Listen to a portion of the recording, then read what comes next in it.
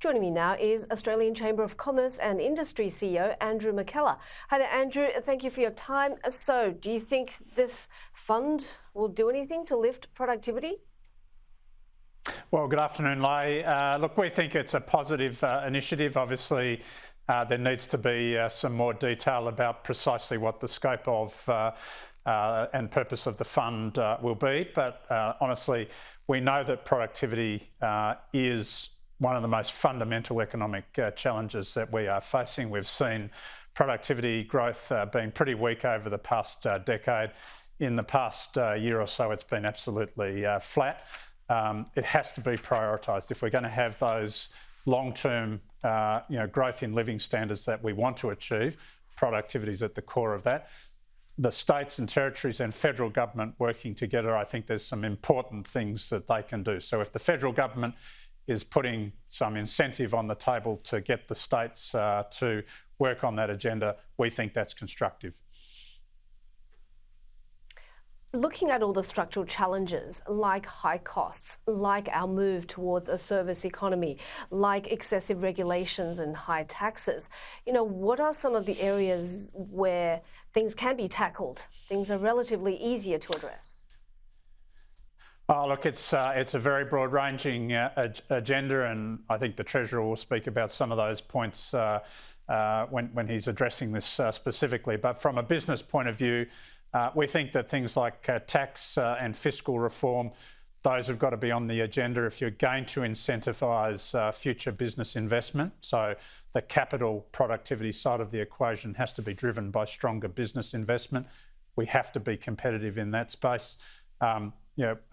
Wages, skills, labour, that's all part of the picture. One of the big concerns we've had in the past couple of years is we've seen the level of regulation when a business wants to employ somebody, whether it's a casual employee, whether it's an independent contractor, whoever it might be, that regulation is going up. We've got to take the pressure off small business. Technology, digitalisation, these are all important things. Regulation, regulatory approvals, streamlining that process. We've got to address, I think, those fundamental challenges if we are going to really see productivity moving across the board. Do we need someone like Elon Musk? Do we need some Trump-style tax cuts? Look, I'm not sure about the individuals or the personalities there. You're right. The incoming President Trump, has signalled that he will be looking to cut corporate taxes again.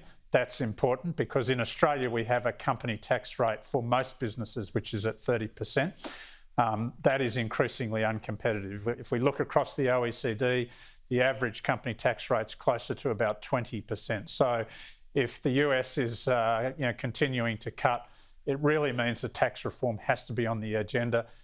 Company tax or something around investment allowances, accelerated write-off of investment, those sorts of things have got to be very much on the agenda. So the Australian government will have to look at how we remain competitive. And, when it comes to supply constraints, we're not going to grow immigration numbers, and foreign investment's a pretty strict area as well. Well, what we've seen, I think, on things like migration and so on, obviously population growth has been one of the things that's been spurring the economy along from the demand side point of view, but it is also important from a supply side in terms of critical skills in the labour market. So we've got to get that balance right moving forward. We are concerned about some of the aspects of what government is doing in that space at the moment, in particular on international education. I think we've got to be careful about getting into a debate where migration is being demonised, and we have even greater concerns, I think, about what the opposition has put forward in terms of its targets for net overseas migration. We can't afford to do without some of those critical skills. We've got to remember that international education is our strongest services export. That's a good thing. We want to promote that. Of course, we have to get the balance right, but I don't think we want to see a knee-jerk reaction from either side of the political spectrum, which goes too far in the wrong direction. For sure. Thanks so much for that. Andrew McKellar, the CEO of the Australian Chamber of Commerce and Industry.